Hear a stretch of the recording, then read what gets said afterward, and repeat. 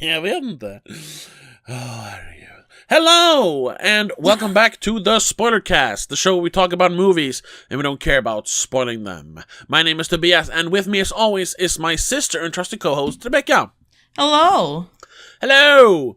And today we're going to talk about the latest cinematic experience from acclaimed director Ryan Coogler. Woo. It's Michael B. Jordan playing himself almost. No, not himself. He's playing two roles, but it's the same. It's Sinners! Yay! Yes. Sinners. Written and directed by Ryan Coogler. His, almost his first, original movie? Technically, he started out doing Fruitvale Station, but that was based on real events. And then he got hired to do Creed, but that's a, what do you call it? Reboot / sequel of or a spin-off of the Rocky franchise. Yeah. And then, of course, he did the two Black Panther movies, but they're comic book movies. Yes. I don't know if he did anything before that, directorial-wise. Probably, like some shorts. But I mean, as a feature film director, no, that's Fruitvale Station. Yeah. Oh! And then it was Creed, Black Panther. I thought he did at least one of the Creed sequels, but I guess he didn't. Okay. He wrote. He wrote them. Okay. And produced. Yeah. All right. Well, okay, so this is his first proper original script then. Yeah. Huh. Cool. And it's a story about two brothers, two twins, played by Michael B. Jordan, who return to their hometown after having been in Chicago for a while. This takes place in I'm guessing it's... Ooh. I don't know. I got the feeling it was post-World War I, but I think it's post-World War II? It doesn't really say. According to trivia, it's set during the 1930s. 30s, okay. Because it's inspired by his late uncle James, who lived in Mississippi, where the film is set during the 1930s. Sure. So that's... As soon as I understand. Wait, late 1930s? Yeah, probably. Okay, so then it's post-World War II, I suppose. Oh, wait. Yeah, because they were soldier men, right? So why not? Yeah. World War II end. Can't spell. And he actually ended in 45, so I guess... Maybe not. Maybe it is a bit late. Maybe he lived in Mississippi in 1930s. And it started in 36. Yeah, but then they must have fought in World War I. You know what? I don't know. There were plantations. Because what? Okay, I guess we're not even getting into the... But that doesn't make sense. If they're soldier men, okay, I mean, they're pretty young, so they wouldn't... that feels like they would have been kids during World War I. But if this is say it's 1939, then the war is still going on. Why are they home?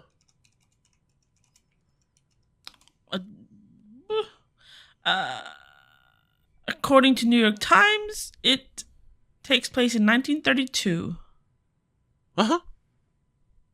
Okay, that's before the war. With a quick Google. Okay. Maybe they weren't talking about that war then. No, but you said late 1930s somewhere, but that's not late. That's early 1930s. No, you said late. I said 1930s. Oh, okay. Sorry. Okay, then it makes more sense. Because then it's really just about 10 years after World War I. That makes more sense. Okay. Sorry.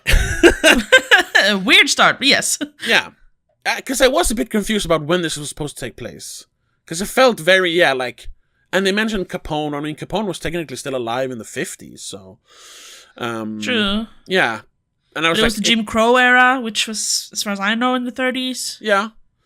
And they were all dressing like the 1920s / 1930s, and I was like, it's the South, so time hasn't really caught up yet, obviously. True, the South was always a little bit slow. Yeah, and and in former in the black community, like maybe they dress less modern. I don't know, whatever.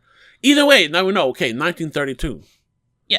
I'm surprised I never said that. The only year we got was 1992, which was 6 years later. But we'll get to that. Yeah. But now we know why it was 1992. Okay. Anyway, they come back to start up their own juke joint club, basically. Yeah. Gonna play some music, serve some food and liquor.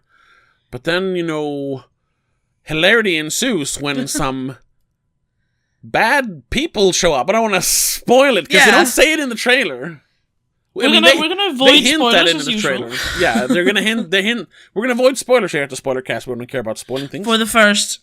About 20 minutes or so? I'm kidding. Everyone knows that. If you're listening to this, you know that. Anyway, yeah. So that's what the story is. It's an action horror movie. Yeah. That's about it. They fight. It's an action horror movie. They fight vampires. There's a lot of subtext, of course, cultural subtext, but the plot is they fight vampires. Oh, I just said it. Sorry. Yeah. Whatever. I was dude. Oh well. Anyway, so okay. There was the great reveal. let's get this over with then. What did you think of Sinners? I thought it was really good. I had almost zero issues with it, if I'm being honest. Some of the acting, maybe, but other than that, I loved it. It was very interesting when it came to the sound and music choices, sound design and music choices. Sure, love that part. For the most part, I like the acting as well, but there were some people who were just a little, I don't know, odd. Who are you thinking of? Because I didn't really... Honestly, Michael B. Jordan. I didn't like his performance that much. Really? He was a bit annoying, but maybe it was the characters. He has a tendency to, overdo it a little bit sometimes. Like he really wants to act. And it gets a little too much sometimes. I see what you mean, but I think it doesn't fit in with everyone else who doesn't overact. I mean, sure, like Slim overacted a little bit maybe, but he was also supposed to be a kooky old man who's kind of drunk all the time, so made sense. Yeah.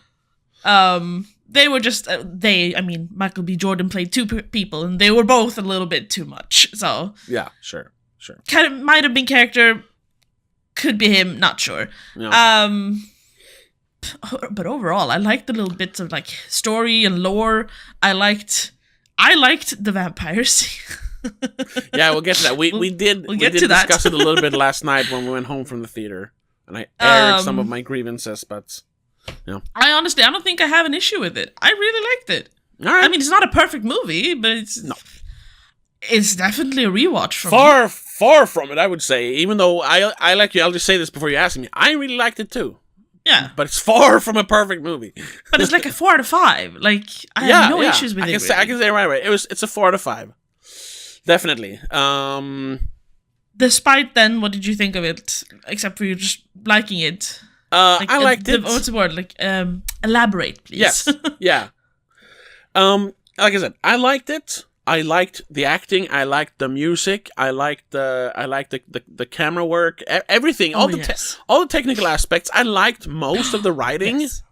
What I didn't like was, I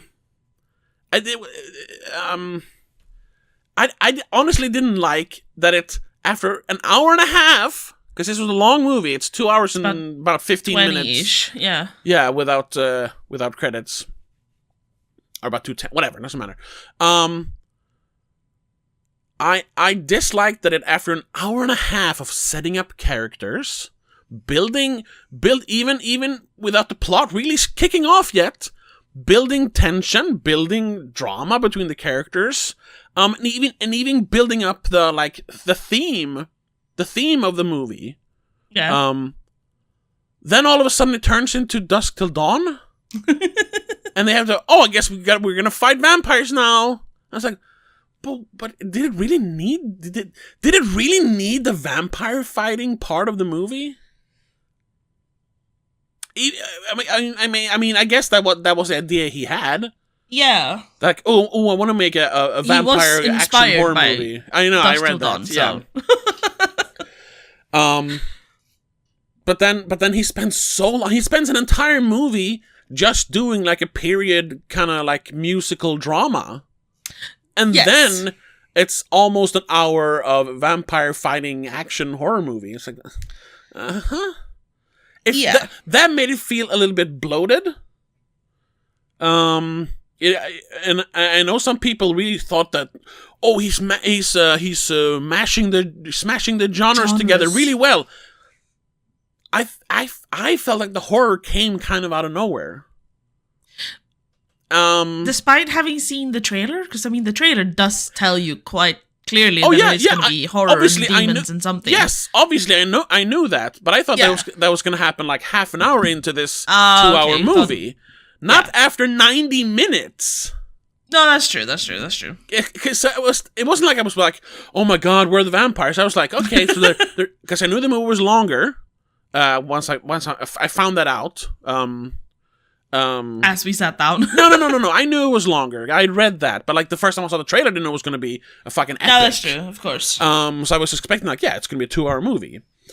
But then as we were watching it, I more and more felt like, I really enjoy this, and I almost put that. I mean, the vampires I knew was going to happen, but it was almost like, I'm really enjoying this part of the movie.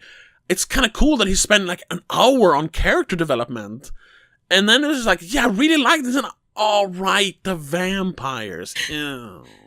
All right. At that point, I was like, I wish that wasn't in here now. I think I more had the, ooh, it's happening kind of reaction to it. Okay. I really liked the introduction of the vampires and how they kind of showed up at the juke joint.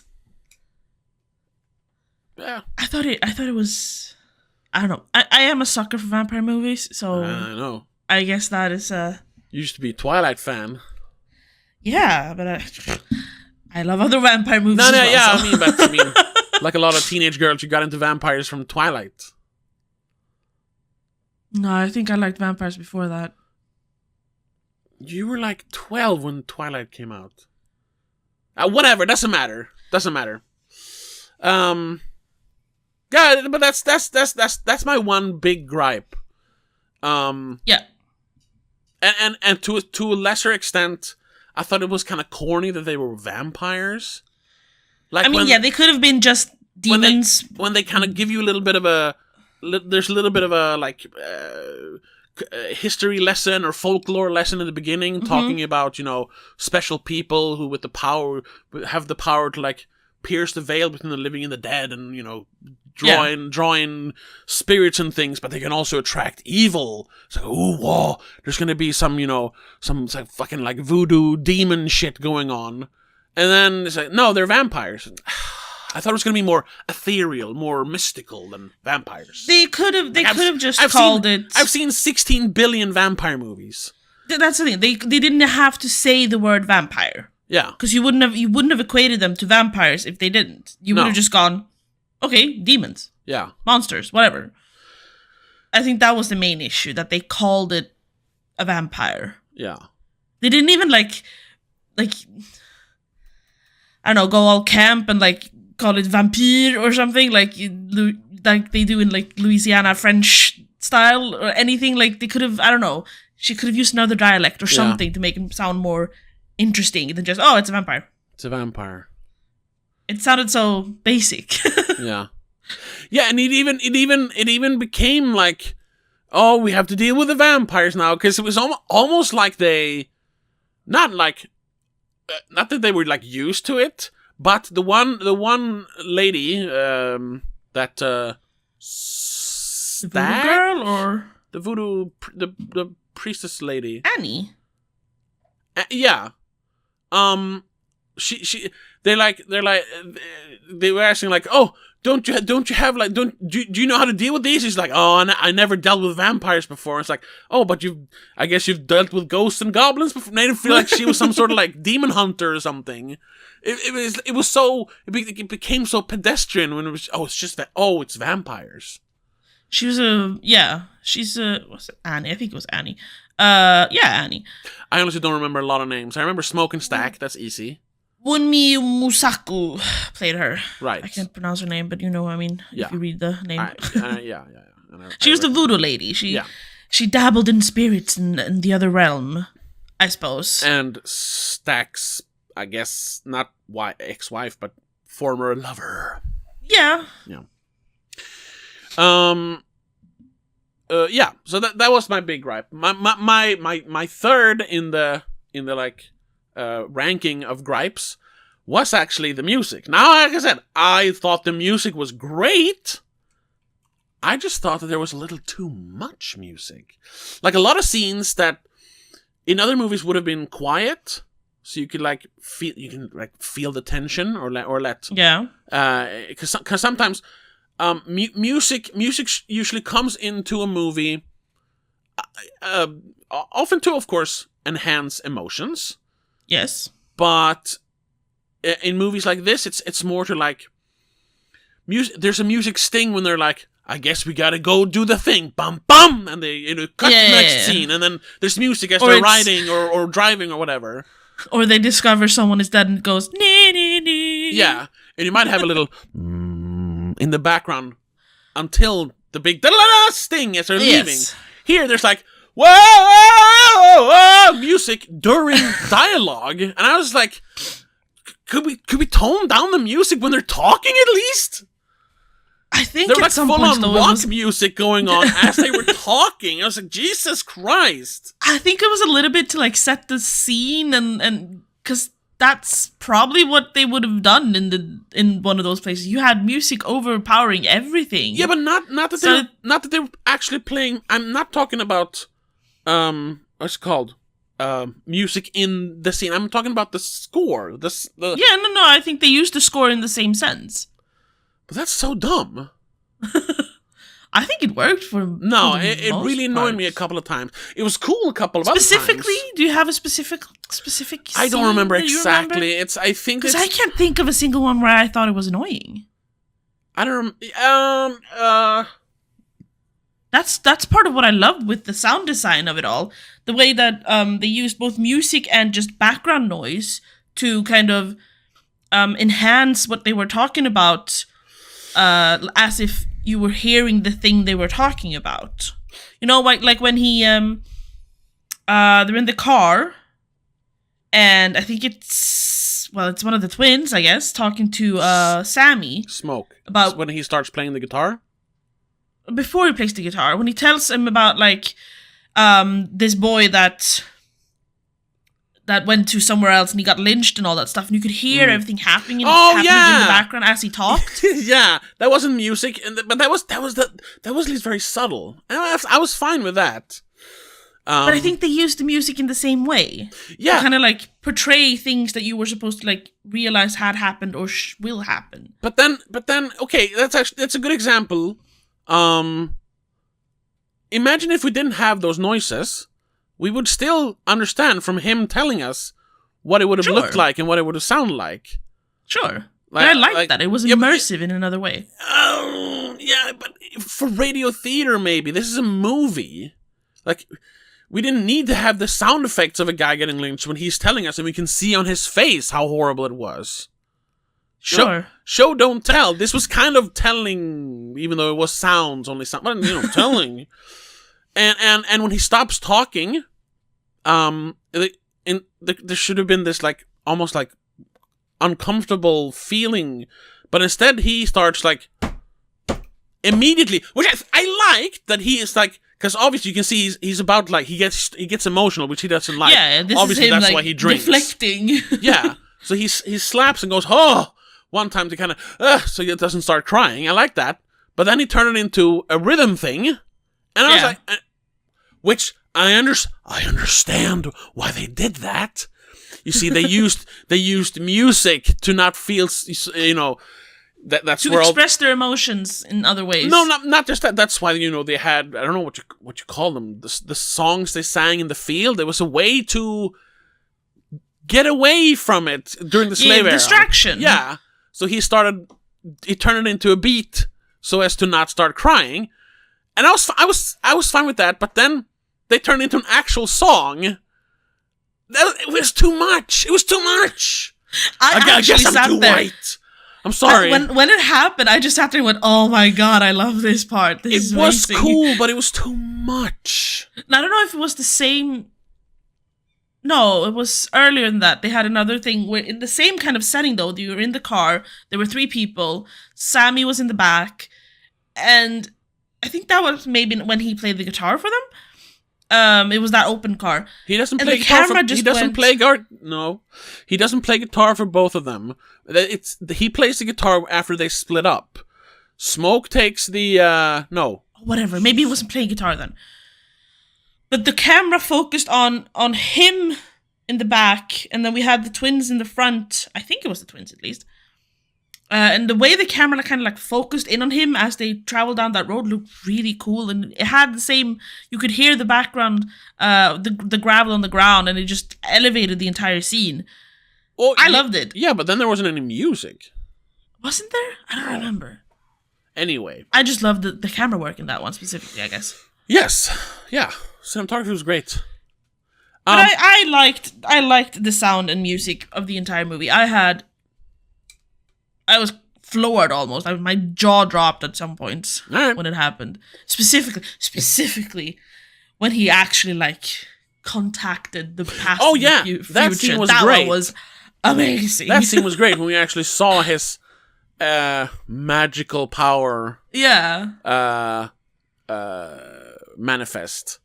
Even though it was kind of I almost, because it felt like they were kind of making all the music fit together, like his guitar. Yeah, a little bit. With the electric guitar definitely worked, but then they had the guy doing the turntabling, the scratching.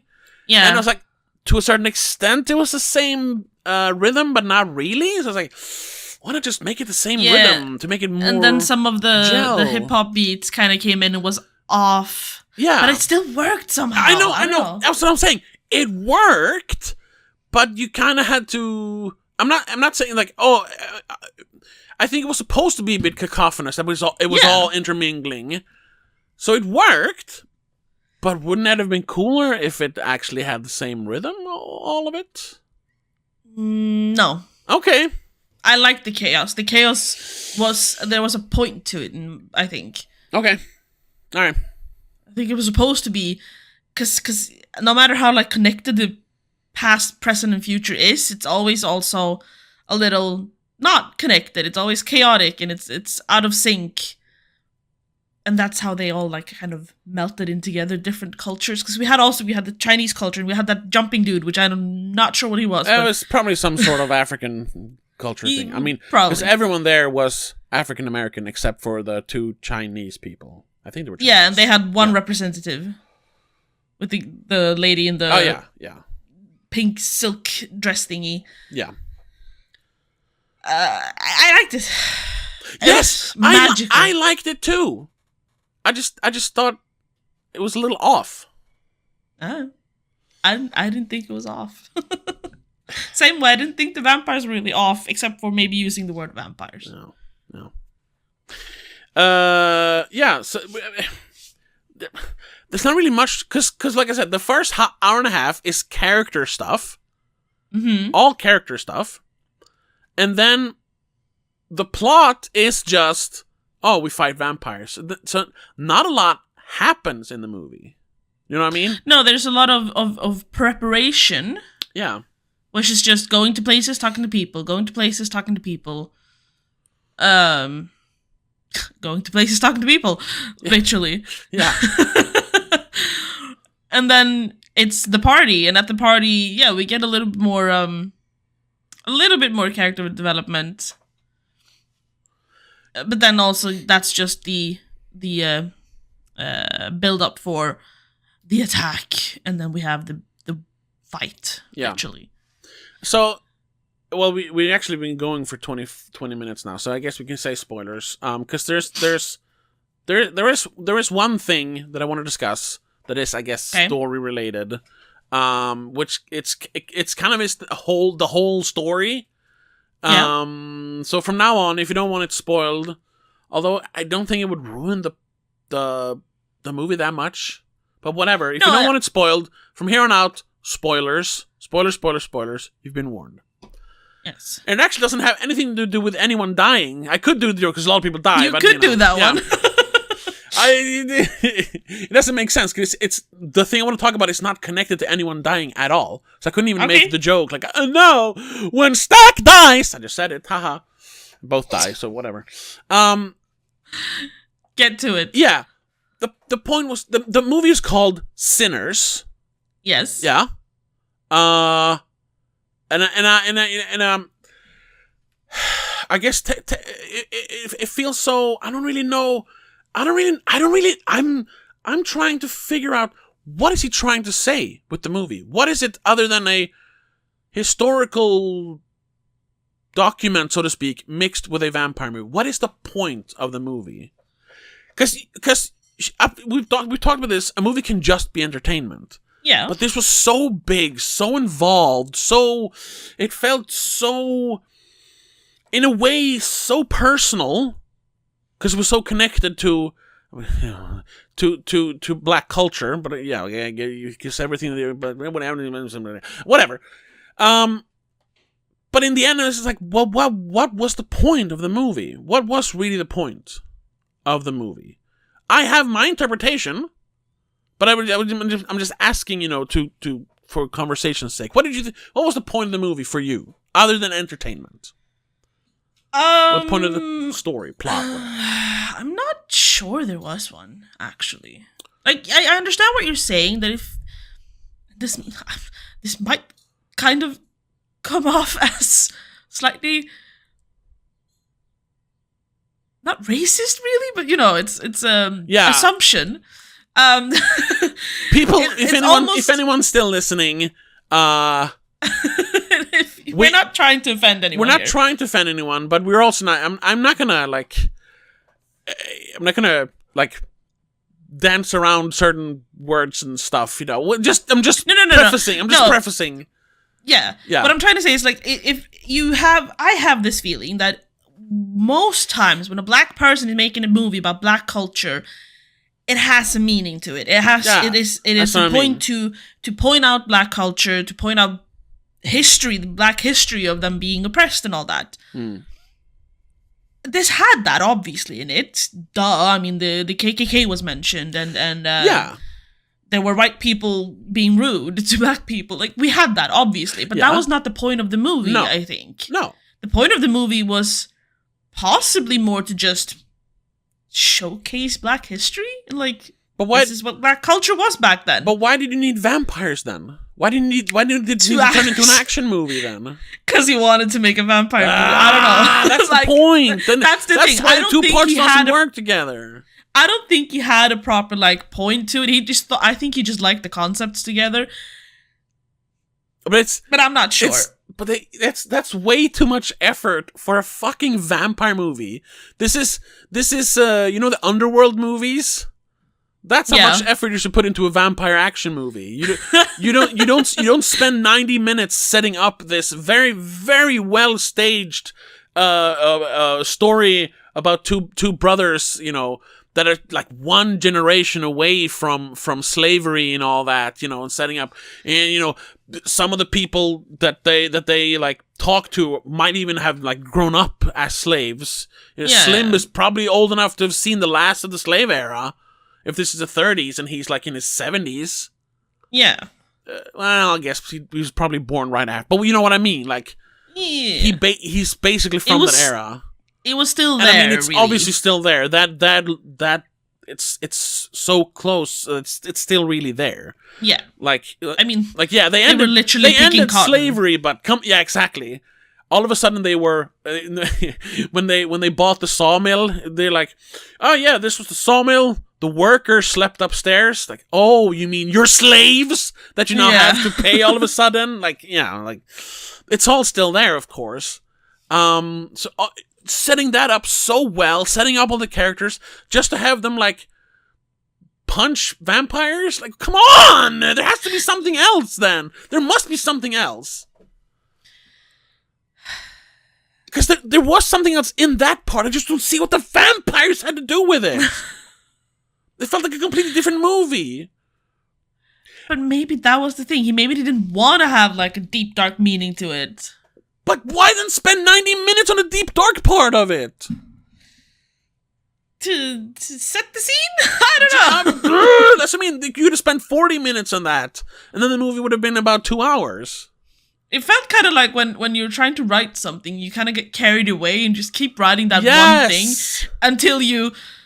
Oh shit, right, I was supposed to make this kind of story. Ah, shit, vampires. It almost had a little bit of that first draft feeling. Like, cut some like shit out in that case. You could have edited the first part a little bit, maybe. Yeah. I also, to be honest, it didn't feel like 1.5 hours passed in that, when you watched it. No. Once again, that was my favorite part of the movie. I liked that part. It felt like the beginning of a movie. It felt like the build-up. That's all it felt like. And I can't think of what you could really... I mean, no, there are details. There's so much you could have cut out, yeah. But like... Okay, yeah, sure, now I'm thinking even more about it. You could cut out so much character stuff. I mean, you could basically cut out Annie and their entire like past love story. That was really unnecessary. What was the point of that? I have someone on the other side waiting for me. Yeah, because it didn't really, I mean, it did amount to something, but it felt kind of unnecessary, and that was like a third story almost. Yeah, that's what I mean. It's almost like 3 movies now. Yeah, because it's the returning soldier, who's lived a couple of rough years in Chicago, so he's coming home, partly because he wants to come home, but also partly because now Chicago wants him dead. So maybe he has hellhounds on his heel, something like that. So he comes home, reconnects with this old lover, the woman he left when they lost their child. Yeah, exactly, and all that. And she mentions as she's dying, like, I'm not worried. I have someone waiting for me on the other side. I'll see you soon. And him dying and seeing them as he dies. So it's great. But yeah, but that's a whole other story. That's a whole other story. To the point where the movie is over. They've killed the vampires. They're free to go. They tell Preacher Boy Sam, like, go on, get out of here. But then he says, like, I have something else to take care of. And then he sets up, like, an ambush for the Ku Klux Klan. That we did. They don't even say they're gonna show up. They're just like, of course they're gonna show up. There's a throwaway line. Yeah. Made by the demon, by the main vampire dude, about it. Yeah, that this is a slaughterhouse. It's a killing floor. Like, obviously, they're gonna sell this place to you so they can gather all the, in one place and kill them. Yeah, I get that, but that didn't need to be in there. No, exactly. Because that one throwaway line, there's like that, and he mentions that the 2 people he meets first are what's the leader? They called him something. The Grand Dragon. Grand Dragon. That is the Grand Master of the Ku Klux Klan is a Grand Dragon. I don't know why they call it that, but they are. Yeah. Sounds cool, I guess. It sounds cool. Yeah, I guess that's probably why. Yeah. That they are like his nephew or something. Yeah. So it's like, obviously they're gonna come here. Like, we know it. And we already did the thing. Cause Smoke, Slim, whichever of them was the leader, or the more forward dude, the one who talked more business. Smoke was that. Smoke. Yeah. Slim wasn't even one of them. Sorry. No, Stack. Yeah. They were the Smokestack twins. Great name. Yes. Sorry. He even says, like, if you white people step a foot on this land, I will shoot you. I will protect my property. Yeah. Which is what that is. That the end is that. Yeah. But it's so unnecessary. It's the longest fucking ending in history. Yeah, because the movie is over. They've killed everyone. Sun has risen. And then Sammy goes home. Yeah, and then you have an additional, like, almost 10-minute long action scene where Smoke just mows down a bunch of racists. Like, I don't mind that, but what purpose does it fill? Exactly, it served no purpose in this movie. If it's just indulgent, then it's kind of gross. Not that, not I'm not defending racism, but No, to just have God. like, it's a chance for me to kill some fucking racist. This is like, You know what it was also? Because in the rest of the movie, where every bloody scene happened in the dark, in the night, yeah, this was the blood wasn't as vivid. no, sure, yeah, There was a lot of it. yeah, but I know, what But you it mean. wasn't Yeah, as vivid. always bathed in the morning. fire red and darkness. Yeah, exactly. But in the morning, then, when the sun is risen and the KKK arrives, Yeah, the blood is so bright. it's more and visceral. Yeah, it was kind of nasty, actually. And I don't usually mind blood in movies, but that was like, ooh, no, this is almost too real. yeah. maybe it's because there were white people getting shot, and I just felt more.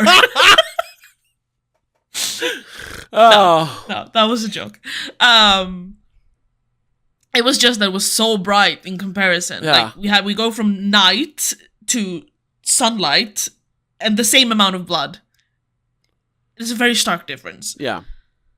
And it kind of looked disgusting. I don't know. It just grossed me out a little bit when there was blood splattering that way. Maybe I haven't seen a bloody movie in a while, I guess.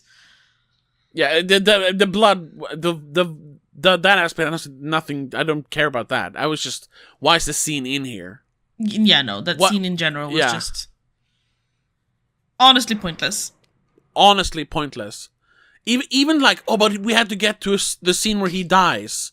Well, he could have just been hurt more during the vampire attack and succumbed to his wounds as Sammy drives off.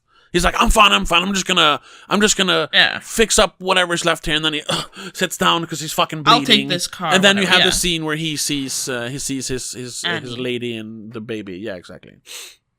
What? I mean, if they wanted the racists in there, why not just bring them during the night? Yeah, well, I mentioned that, and the easy thing would be to have the vampires first convert the Ku Klux Klan into vampires. Yeah. And then also the metaphor of, all the vampires all the vampires aren't white. That's also something I want to talk about, of racists and stuff, but whatever. Sure. But the super easy would be like, obviously the vampires are a metaphor for racists. But that's too easy. It's almost too pandering. Yeah, no, he didn't do that. That's not what he did. And I like that part, but he still wanted to kill all those Ku Klux Klan racists. Yeah. But no, restrain yourself. I mean, he could have had them there without turning them into vampires, and they just killed them as well.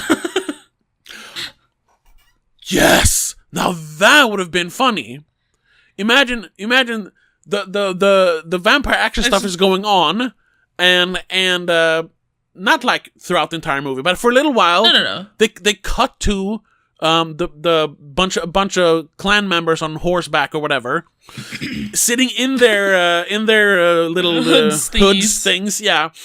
And they're like, "We gonna get us some of the out over there," Like, Yeah. And then they just come and they kick in the doors about Happy New Year and words, and then they just, what the fuck? And both vampires and the humans are like, huh?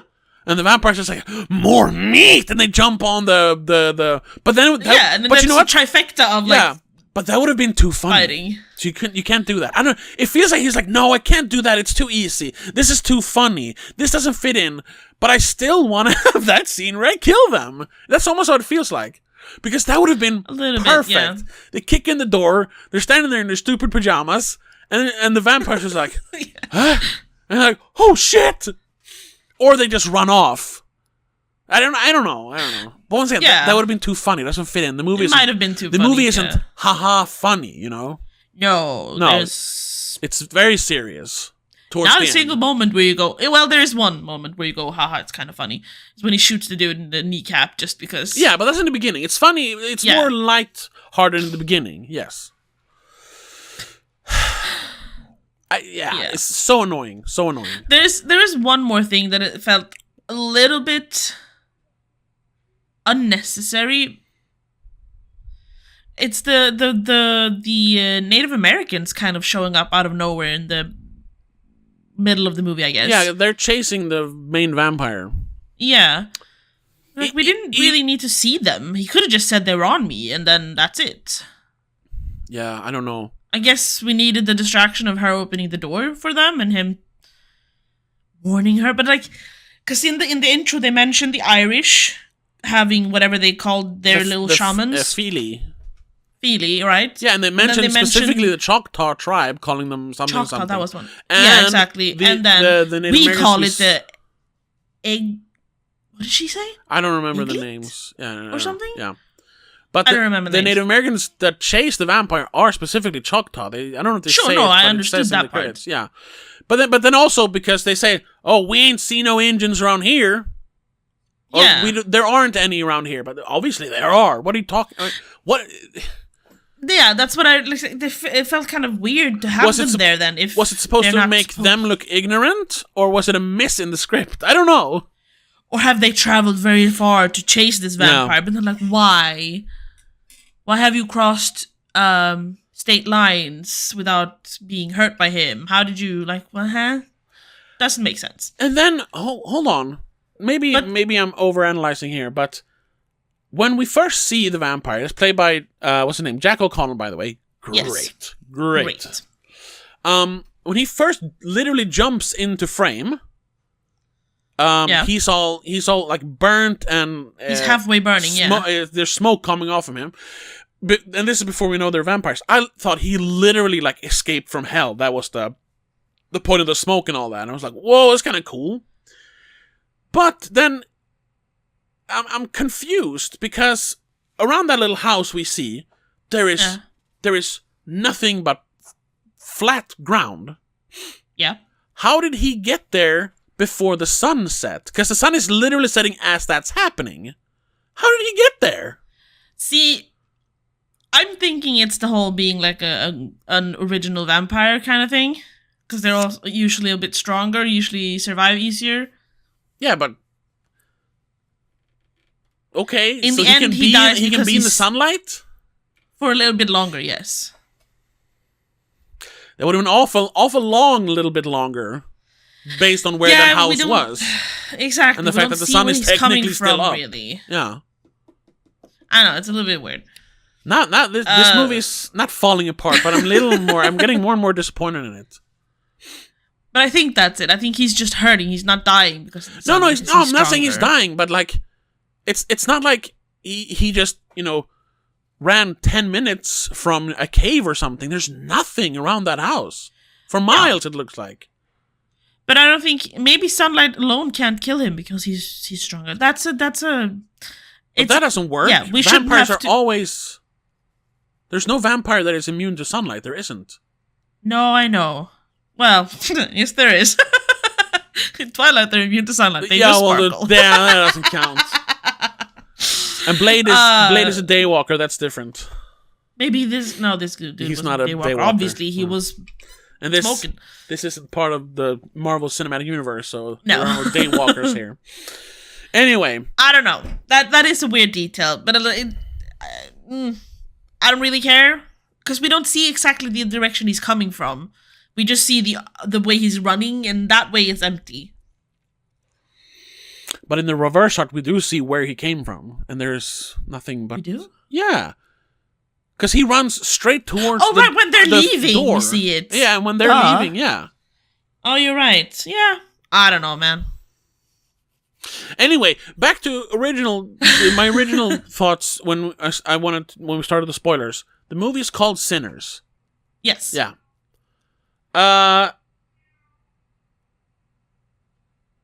Why? Why?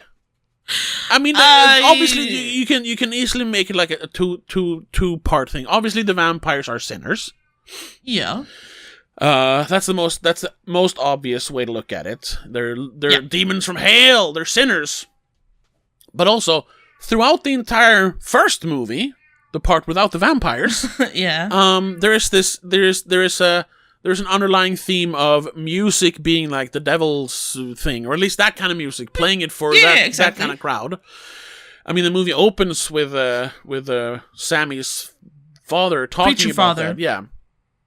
When because it starts in the end basically, and then they cut back to... they have that little... Yeah, the day before. Kind of cold open. Yeah.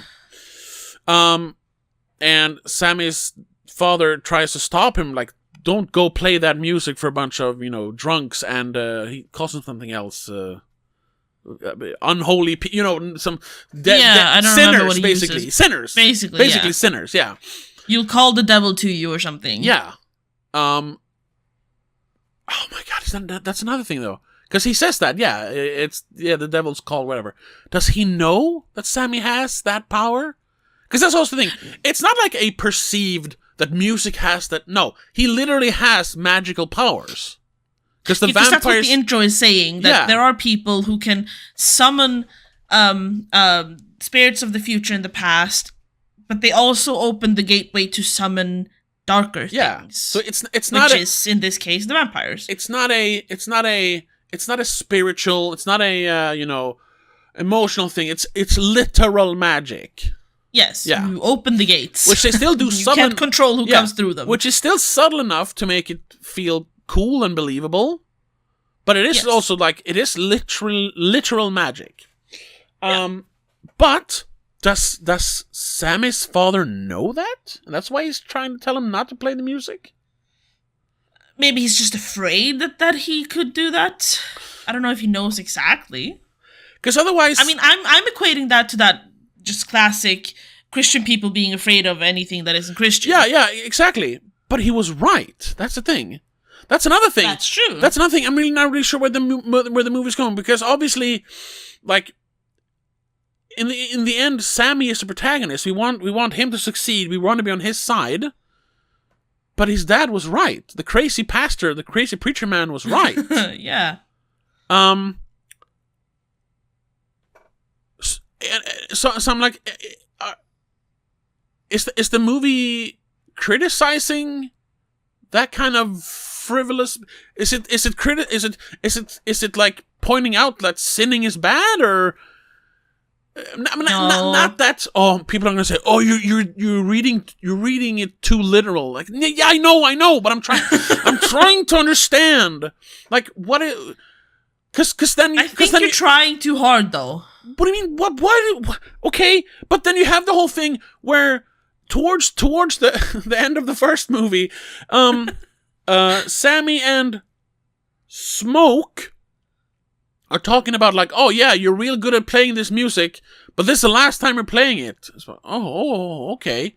It's about, because you should go back to your family, be with them instead. You shouldn't hang around with sinners like us. Yeah. It's like, okay, so there is an underlying, like, regret of what they have done, Smoke and Stack. Obviously more from Smoke, since he seems to be the more thinking part of the twin configuration. Yes. Not the Stack is dumb, but you know what I mean. I don't know, you know what I mean? He's the clever one. Yes. It's Pinky and the Brain sort of thing, Yeah. Yeah. There's always that, yeah. And he's like trying to get Sammy to stop, because he said, like, oh, I might actually start traveling myself, playing music and all that. It's like, oh no, don't do it. I'll literally kill you if you do. It's like, what? Yeah. Why are you trying to not discard, what the fuck is the word? Discourage him from doing what you, not even what you do, because obviously they were criminals.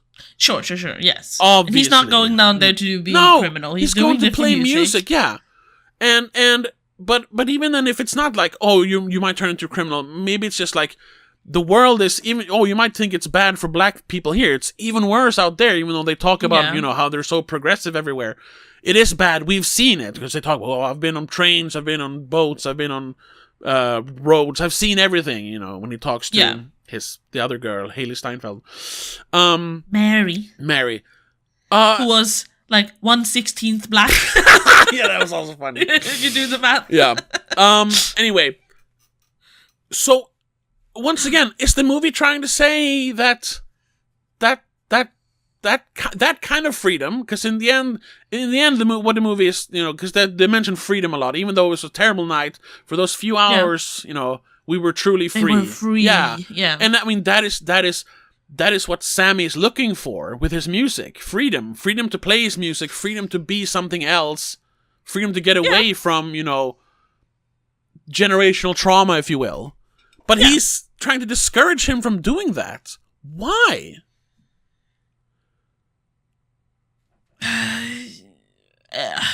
The only thing I can think of that's is like, the interesting part of them. That's the interesting part for me, at least, of the story. That there is that. I don't know if dichotomy is the right word, but you have people who have experienced more than Sammy, trying to make him understand that. Of course, freedom. Always, of course, you want to be free and all that. Sure, but sure. there is a flip side to that kind of freedom, and to try to make him understand that, and maybe make him show that this kind of freedom is not what you're looking for. Like, don't just go out on the road and drink and smoke and play music like we did, or become a criminal like we did. How about do the right thing first? Get an education, stay with your family, because he's like 16, 17. Someone he's asked supposed if to be he's of really, drinking age. Yeah, so he's not 20 yet. He is Not yet, no. But he is maybe he's 18, something like that. He's supposed to be younger at least. Yes. Yeah. So stay with your family, like grow up a bit. Get even like. Yeah, it's still racist and all that, but you can now. A black man can get an education. Get an education, and then enjoy the fruits of your labor and be free. I'm getting that they're kind of trying to do that thing. Pretty classic coming of age stuff. Yes. And that's kind of what the end is hinting at. That because he obviously lived a long life. He must be in his 70s in the end of the movie. Yeah. No, it must be older. If that's 92 from 32, that's 60 years. 80s. 60 years later, he's early 80s maybe. Yeah, or late 70s. Yeah, late 70s, early 80s, something. So obviously he did go out on the road, because now he's like, he has a club where he plays his music every night. Yeah. So he did go on the road, but he also didn't squander the potential he had by becoming a criminal or becoming a drunk or whatever. He has his club. Stuck to his music. Yeah, he succeeded. So he did, in a way, heed their warning, but still found his own freedom. Yes. See, that part I liked, but it felt like, because just as that was starting to happen, them having that conversation and all that, the goddamn vampire movie came and interrupted that. And it's like, what did that add to it? You posed a question and then you just blabbered on for a while, kind of getting lost. Sorry, in it. yeah. Your original question was, why is it called Sinners? That too, because yeah. Can I give you what I think? Yeah.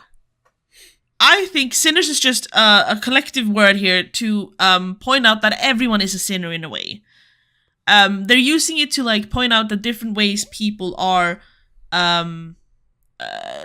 seeing themselves as sinners or the people around them. So the brothers, the twins, they see themselves as sinners because they know they've done bad stuff. Yeah, they know they've done bad stuff. Sammy is, the preacher, in a way, still innocent. Sammy is the only one who doesn't have the word sinner in him yet. Yeah, he's still innocent. He is us. Yeah, he's just the audience in this part. But we have Mary thinking that Smoke is a sinner because he left her and didn't even send flowers to Mama's funeral, kind of thing. No, that wasn't Smoke. That was Stack. Well, both of them. But yeah. Or both of them. Whatever.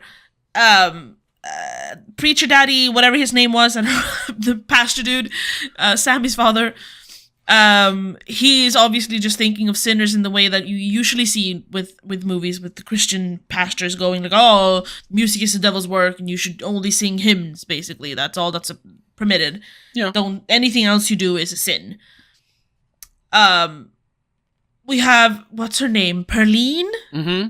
Who is a sinner in the way that she's married, but she's kind of hot for a little preacher boy. Sammy preacher boy. Annie who's dealing with Smoke leaving her, kind of thinking he's a sinner in that sense, even though she's not Christian. But how is she a sinner though? She's not a sinner. She's not a holy sinner, woman. But she's looking at other people being sinners. Okay. Much like the pastor is a sinner, he's looking at other people being sinners. Jedediah is his name. Jedediah, maybe that was his name. Yeah. So I'm just thinking that everyone is just being a sinner in their own sense, or seeing sinners around them. apart from, the vampires are sinners just because they're killing people. they're evil. Yeah, exactly. Yeah. They're little monsters. Which they were also the representation of the Irish from the beginning of the movie. I liked that little detail that he was actually Irish. Yeah. We mentioned 3 people, so we have to throw in Irish, Native Americans, and African Americans. Yeah. Because somehow they have to be represented. And we do have the Native American birds kind of circling the place as the vampires show up. So they're tracking the vampire dude. Yeah, sure. Which is just a little detail that I noticed. I don't think there's much deeper into it. It's not like pointing out what is a sinner. It's just like everyone's a sinner in a way. Yeah. But then I think that's why it's sinners. But then it's just like, everyone's a sinner. It's a movie about a bunch of sinners. I got the feeling, not maybe from the trailers, a little bit from the trailers, but more so than from hearing him talk about how passionate he was about making this movie. I got the feeling that this is, that this was his like passion project. Sure. And usually, from someone who, even before this one, I saw as a really competent director, like someone who knew what he was doing. And now he gets to make his own first proper own movie, so to speak. Yeah. Where he gets to choose everything. Yeah. I guess I'm not trying to You expected more. I expected more. Yeah, I'm a little disappointed. This guy, I was like, yeah, I like this, and then it says there's a bunch of weird stuff in here, and you don't seem to have thought it completely through, and the vampire movie and the drama and the part about freedom, and it's not for me. For me, it didn't come together. The issue is that this is the first time he gets to do something fully on his own. And this is his thing. And he got a little bit overwhelmed, a little bit too excited, just threw in everything he'd been dying to do into one movie. I mean, he did it well still somehow. Yes. Which is a feat in itself. Maybe he needed a co-writer to kind of rein him in. Maybe, yes. So I'm assuming that next time he gets to do it, he'll be a little bit, okay, I got this out of my system. Now I can, refine it. Yeah. But I'm also... That's 100% what I think this movie was. It was just him going finally, and just throwing everything he had been writing down into it to kind of just get it out of his system. But then I'm also... sorry if I'm being racist, but I'm also feeling then if I'm the only one who thinks this, then am I wrong, or is everyone else just saying... It's one of those... I'm getting the feeling this is one of the movies you have to say you like it. Because it's got amazing reviews. It has an 82 on Metascore. That's really high. Good movies are usually in the high 70s.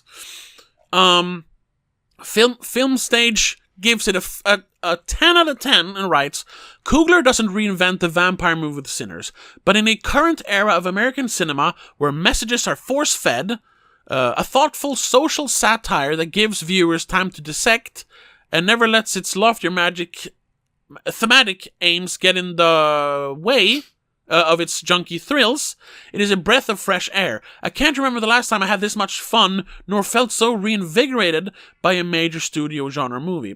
Sure, as a big blockbuster movie like this, yeah, definitely. But a breath of fresh air, and how its loftier thematic aims does not get in the way of its junky thrills. No, the junky thrills gets in the way of its loftier thematic aims. That's why, what else do we have? Also, they gave it an Associated Press, AP, gave it 88 out of 100. But the blurb sounds more like a 70. Because how Coogler pulls everything off at once and makes it cohere, mostly, is a sight to see. It's okay. And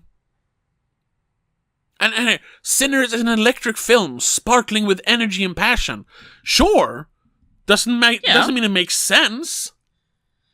And I think that's also a very big part of what makes a movie good. Unless you're making like something like completely chaotic, which this isn't. It's not. No. It's not just a hodgepodge. No. It's not Jackass the movie. Or whatever. It's not like I don't know why I thought of that movie. It's never gonna make sense to anyone. It's not violent shit. It's an old German exploitation micro budget movie. That doesn't make any sense. Yeah, but that was the first one because that movie makes no sense, but it's great because it doesn't make sense.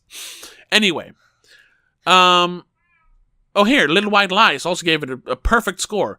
Sinners elegantly walks a line between enjoyable mayhem as well as a sense of tragedy around this safe haven being ripped apart, but also leverages the classic allure of the vampire for motivations inspired by its reflective first half.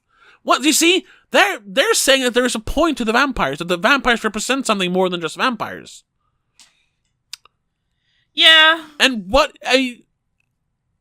And yes, you can say. Unless he said anything in interviews about that, I didn't see it that way. No, but people obviously did, and I'm just wondering then, what am I missing?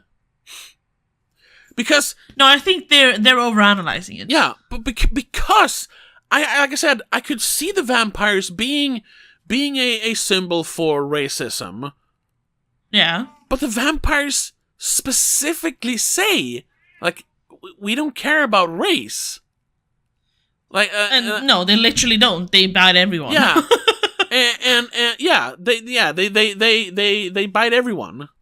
And I mean, for the most part, they kill black vampires. You can't even say that is like, the vampires reflect racism of the era. Like, no, because 99% of vampires are black. Yeah, because they're all just right there. Yeah, there's like 4 white people and 1 Asian dude. Yeah. Everyone else is black. And then once again he throws in a curveball again, because in the very end when Sammy is saying is it Hail Mary, the what is it? Oh, Father who art in heaven, hallowed be thy name. Yeah, I don't know what it's done, called, but that one. Thy something else. Yeah, he says that, and Jack O'Connell, the main vampire, Remick, I guess his name was, says in the credits. Yes. He's like, I remember that prayer. I remember it from the people who took my country away from me. So, yeah. Which is obviously then referencing to the fact that he's like a not Viking, but like what is this, Celt or Saxon? Yeah, he's way before the Christians came and came to Ireland or England in general. And I was like, that's cool that you're throwing that in. So it's not a cultural thing. They're not killing them because they're black. Yeah. It's more of it. Then it almost becomes like there's a hint of like religious criticism there. Yeah. But it's so weird because religion for these people is a good thing. The people being the black people in the movie. I mean, we have yeah, sure. No, but you know what I mean. So again, at first you think that Sammy's father is kind of he's the regressive one who doesn't understand the power of music because he just wants you to put down the guitar, son, and come talk sermon with me. Yeah. But then, and he's like, no, I have to play my music, I have to be free. And then the vampire hates Christianity as well. Wait, there's so many mixed signals here. And I know, well, it's just one line. Yeah, well then cut that line out. Cut it out. Yeah. Make the vampire just be, ow, then. Because you can't say, well, they want long ass fingers and they wanted to make him more complex. Yeah, but it's just one line. That doesn't make him complex. That makes him confusing. Sure. There's so much of that in the movie. No, I hate this movie. Yeah. No, I don't. I still like it. Has it lowered your score? It has lowered my score. It has. Okay. Not a lot. It's like a 3.5 now. This year is the year of 3.5, so I guess that's every year, though. But. See, I honestly just think that people are you included in this case, are overanalyzing everything. But it's in there. It is in there. It is clear. Yes, it is in there. But why is it there? But I think a lot of it is just throwaway lines that he put in because he liked the sound that's of it. bad writing. Sure. That's like fan fiction, like, oh, it sounds cool. Yeah. Yeah, that's not good. It's you know what, there was one Letterboxd review who kind of summed it up really good. The movie you make when you really want to do a bit of everything, I guess. Yeah. He says big mess, but I don't want to call it a big mess. Bit of a mess, I would say. Good vampires. Yeah. No, I didn't like the vampires. They were great. but then, yeah. So, but then that is I know I'm reading, but do you get my? I understand what you're saying. You understand what I'm yes. saying? Sure. But do you Yes. also understand that I don't agree. No, but do you agree with the reviewers? No. Other people? I think they're all overanalyzing it. Yeah, like here, IGN, whatever. He gave it 9 out of 10. Ryan Coogler enters the horror realm and nails it in Sinners, which drops vampires into a deeply personal, heartfelt, emotional, sexy, and bloody story that'll stick with you. Yeah, they said pretty much, they just drop vampires into this like drama. Yeah. But they see this. They see it as something good. It was no. I mean, hey, here /film. 9 out of 10. This is a one-of-a-kind experience that simply doesn't come around very often. Hyperbole or not, I'm willing to bet we'll be talking about Sinners for a long time to come. That's also something. Because this feels like one of those movies like, 10 out of 10, it's the greatest movie ever. Nobody's going to remember this in a few years. Unless Ryan Coogler really, cements his place in film history as a good director. Then people remember it.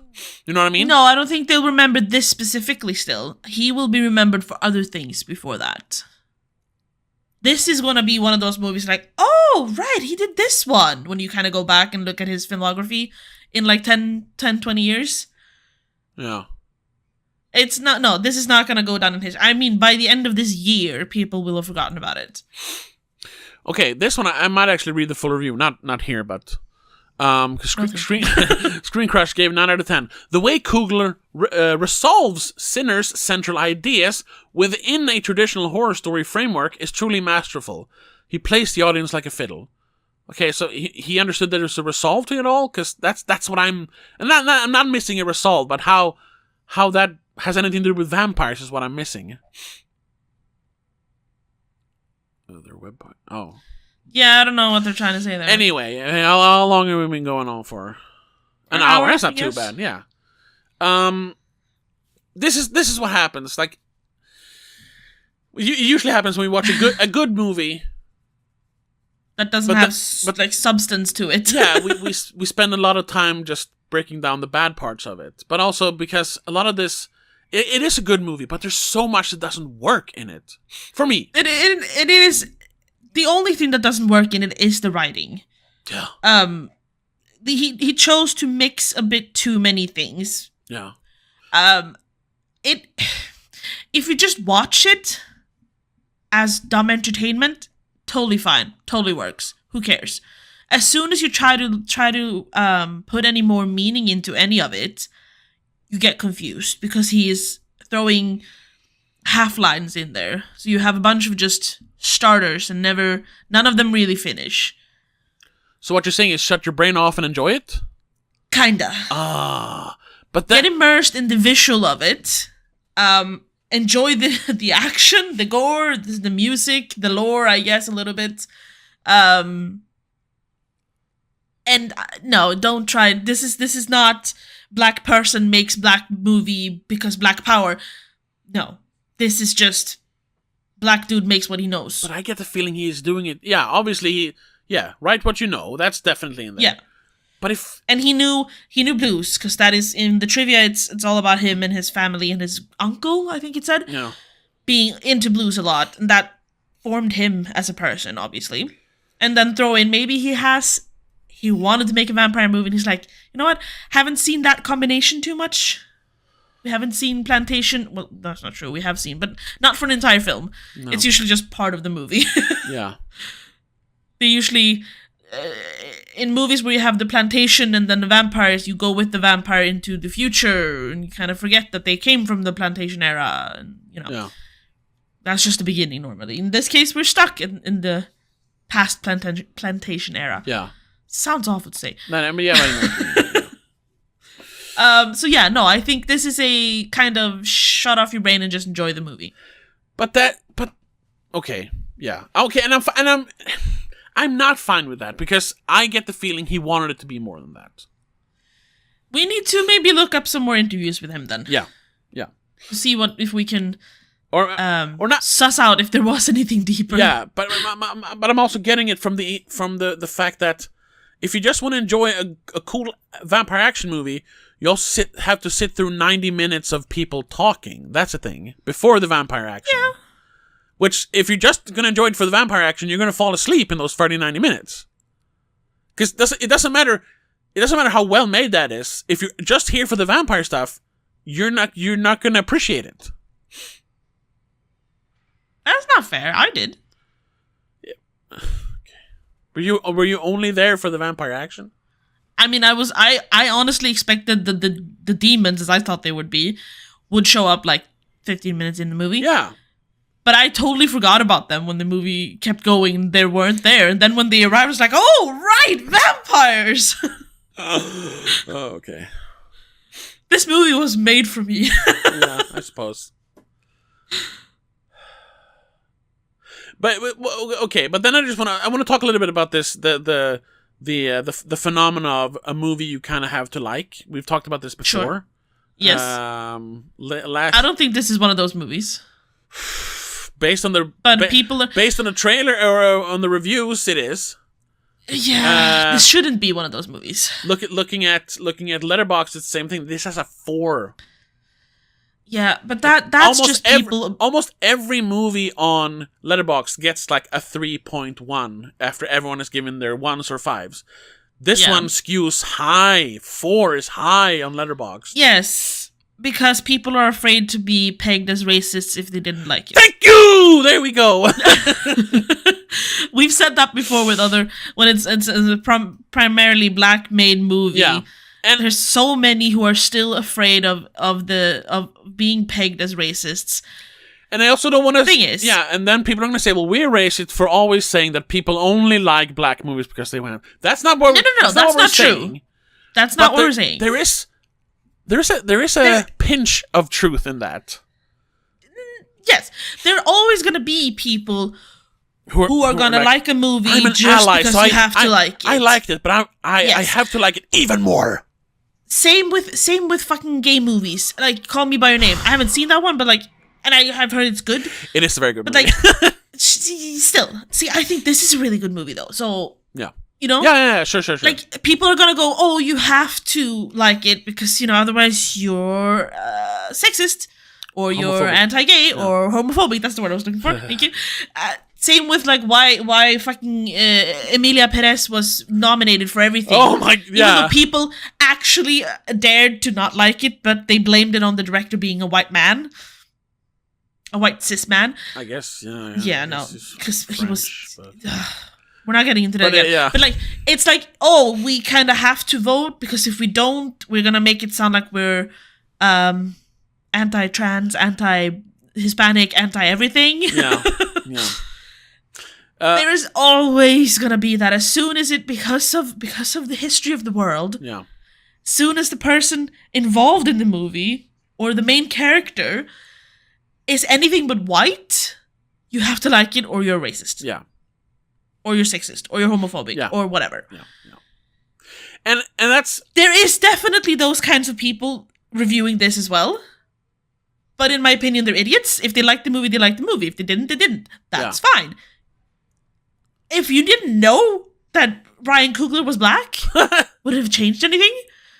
I mean, he probably wouldn't have written a movie like this, but still, you know what I mean? Like, this is a very black movie. This is a very black movie. But like, I don't know, I can't... No, I you know what I mean? I know what you mean, and you understand what I mean. Yes. I think that's dumb. Yeah. Art is art. Who cares who made it? Like, in that sense. Yeah. If you like it, you like it. If you don't, you don't. You're not racist for not liking a movie made by a black dude. But if I don't like it because it is inherently black, then you know just what I don't mean? like black culture, I guess. Yeah. You don't have to like black culture when you're white, for Christ's sake. I know. That's the wrong way to say it, because I didn't not like it because it was very black. I'm just... No, that's not the issue you had. No, exactly. You had issues with... I don't know why I brought that up. You've said what your issue was. That just made me sound racist. Too many too many half-started plots not being at all developed or fulfilled. There was no... If this entire cast had been white and it hadn't been blues, it'd been... I don't know what white music is, but... I can't think of a good white music. That was... Oh, let me go back then to that, why I really liked... Like, if we race swap it, if the first vampires were black and everyone else was white... Then the movie would have been racist. Whatever, you know what I mean? Like, Yeah, if it was still the same movie, would have been a good movie. I don't care what color skin Sure. has. It was nice to see black culture, because black culture is fucking cool, if you're being honest. I guess. With their music, I love their music and all that stuff. It's I am so interesting. Yeah, but that's just me being an introvert. Because black culture here's Mr. Race Scientist talking. Black culture is very... I'm glad nobody's actually listening to this anymore, because we're over an hour and 10 minutes in. Yeah. Black culture is very loud. Very loud. It's usually very loud, yes. Very loud. Same thing. And the worst part is it's the same with queer culture. It's very loud. Yeah. Very energetic. Yeah. And as an introvert, I can't stand it. I'm like, stop it. Calm down. Just be calm. See, I'm also a bit of an introvert. As long as I don't have to do it, I love watching it. Yeah, I mean, I don't mind watching it, but it's just like, oh, I'm fucking exhausted just watching it. And then if I can stand in the sidelines and experience it, I'm good with that. I love that part. Yeah, if I have to, if they drag me into the dance circle, I'm gonna die. Yeah. I'm gonna melt to the floor from embarrassment, but that's just because I don't fucking fit in. No, it's because you're white. I can't dance, I'm kidding. dude. Yeah. I can dance. Sure, I've never seen you dance, but sure. No, because I don't like social functions where you dance.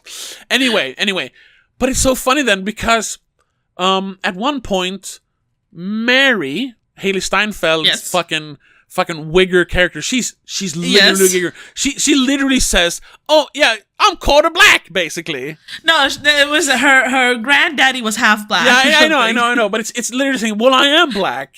So, yeah, no, bitch, you're not. You're white. Get out of here. You're white. You're out of here. You're as white as they come. Yeah. But she says something like, "I don't want to be white." Yeah, it was just like, wow. She felt like one of those ally characters, and it's like, yes, but they didn't make fun of her. Which is funny then that she is the first one to be turned to vampire. Yeah, yes, I want to get that, because she walks out. I was like, maybe we can just basically take the white people's money. Who cares? And I was like, wow. Yeah. Talk about being a race traitor, bitch. Anyway, so she goes out there and talks to them, and they play, you've had all that typically black cultural thing going on in there with their loud music and their stomping. And then they come out there, and the three vampires, which at this point, we know they're vampires, but they don't. They sit there and she asks them to, maybe you can play a song, maybe we can, and they play this nice, calm song, and they're all singing in harmony, and it has a little bit of a Irish folk vibe. Yes. And I was like, oh, this is so nice. I was like, shit. Okay. And the fact that I was thinking as we were watching it, I was like, I don't remember exactly what it was, but it was not because it was when the vampire killing just started, and it just turned into them killing vampires. I was like, this is basically now it's just Underworld, but in the South, and this is garbage. Those movies are garbage. Underworld movies, yes. Yeah, but because it's black people fighting vampires, it's a cultural commentary all of a sudden. I got that, and I started can I? But am I being racist for saying that? Am I oh, just because they're black, it's okay? I don't know. It confused no. It confused me. As a white person, it confused you. Yes! Oh, yeah. No, it's... Oh, God. This is always the issue when we're talking about a movie made by anyone, basically, who isn't white. As I said before, who cares? If you liked it, you liked it. If you didn't. I don't think there was supposed to be a social commentary with him being white, the vampire dude, and then them all being black. He just wanted a black main character because that's what he knows. And he wanted to write in... I don't know. He could have... There wouldn't have made a difference in what the movie was if the vampire was a Native American. Okay. For example. But here's the next thing then. And that should have brought up and earlier. The song they played would have been some sort of... I don't know what they call their music. I don't know. Native Americans. I don't know, whatever. But you know what I mean? Like one of their... Hey, yo, I don't know. Yeah. But okay, but here's... Pan flutes and I should have brought that up earlier, but I didn't think about it until now. Why wasn't the vampires black? It takes place in the South. If they want to blend in, especially getting into a place full of black people, why wasn't the vampire black? I mean, because he was Irish. He was white. Yeah, but when he wrote him, there must have been some thought to him being white, right? Maybe I think he just wanted like a visual difference between them at first. Why? Because all black people look the same, Rebecca? No. I'm kidding. Oh my God. They do make that joke, though, because they're twins. They're like, I can't tell you two apart. It's like, ooh. But it's a joke. Well, you're twins. They're twins. Yeah, I know. No one can tell you apart. But do you know what I mean? Why have him? Yes, why no, have I him think be white? that was just that honestly, that could just be a because when you think of vampires, you think of white people. Yes. Yeah. Well, wouldn't it then be more diverse to have the vampires be black? Yeah, but he sure, wanted a white bad guy. That's what he already had white bad people though. He had the KKK. Yeah, but they shouldn't be part of the movie. They made no sense. No, I know. The whites were already the bad people. Who cares? And that's what I mean. Like when they set it up in the trailer, I thought it would be like, a bunch of white people show up, and it makes it all awkward because they want to play like other music, and it's and then it slowly turns out that they're not just white people, they're literal demons, and they start killing the black people, not because they're racist, but because they're demons and racist. But then that has nothing to do with the vampires. I don't know if I'm like losing brain cells or something then. Because when we saw the trailer, all I saw was, ooh, action, ooh, demons, ooh, they kind of look like vampires or something. That's cool. They also tricked us in the trailer, because one of the best shots in the trailer is the one where Mary is walking into the juke joint, and she's like moving her shoulders and hips to the music, but you could obviously see she was white, and she's obviously richer because she has the nice white satin dress. Silk, yes. Yeah. So I was like, oh, look, this is this white woman just sashaying in and taking over the place because she can do that, because this is the South, honey. Like, my daddy used to call you, like, I thought that was gonna be the hostility. If you're gonna do a story about, black culture, especially back then, shouldn't that be part of the story? No, instead I'm not saying it has to be. I just thought I'm not saying it has to be that, but but it felt like they wanted to sell it on that. And then it was just like, oh no, they're just vampires. And they even say, oh no, we're not racist. If anything, you're racist for not letting us in. You know what I mean? Yeah. So why? It's so. Now I don't like the writing anymore. I hate the script in this movie because it feels like he wanted to do one thing, but then did another thing. Like I said, I think I'm losing brain cells or something, because I just. Sorry, I didn't finish it. Sorry. Because, you have you have that scene in the trailer. She walks in there like she owns the place. Because, white people own black people. Is what these people still think, even though it's the 1930s. But in the movie, she's a good person. Except for in that scene, she's been turned into a bad person. Yes. It's just like they're tricking you in the trailer. to thinking, oh, the white Yeah. person is the bad guy. In that kind of way. If anything, it's spoiling I the honestly fact that thought Mary when we gets saw turned her into a the first- vampire. When we saw her in the movie for the first time and she kind of like reacted to Sammy playing, even though he barely started playing, I was like, ooh, she can sense his powers. No, But the no. vampire did that. The vampire did that, and that was just like, maybe it was a bit of a, again, maybe a bit of a foreshadowing thing. Like, he sensed it the way she sensed it, only we saw it through her. Yeah.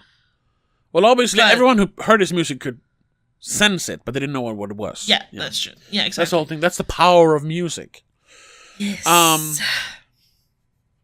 But like I said, yeah, I think I'm just losing brain cells, and this was just Doofus brain here just went, oh, good movie, entertainment I like. okay. I didn't like the trailer. Didn't make me think that this was gonna be some sort of big like racial commentary. The trailer didn't make me think that it would be anything other than just action. The trailer. Oh, sorry for Dark like monster movie. And when the movie started, I don't know, I just enjoyed it. I didn't wait for the social commentary to kick in. I was just like, okay, this is good. You know what? And I guess that is me being not racist but prejudiced. I think the trailer made me think it was going to be deeper than just vampires, because it's a black story, and I was black about to say, stories also, we need always have to be about their culture. I need to own up to the fact that when I didn't like hearing who the director was. I didn't make a note that he's a black dude. I just went movie maker. I didn't think of like him as being black or white or anything. I just went, I don't know who that is. Cool. But that is the thing. I don't think. So I guess I just did. I don't think I associated it with anything other than, oh, there's black people on the screen. I don't think a white person would make this movie.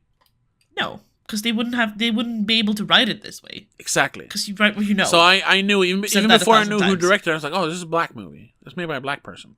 It didn't pop up in my head No. at all. No. Yeah. I still think this is a 4 out of 5. I wouldn't give it a 5 out of 5 because it is, to me, it's just a silly movie. It's just a silly action movie, pure entertainment.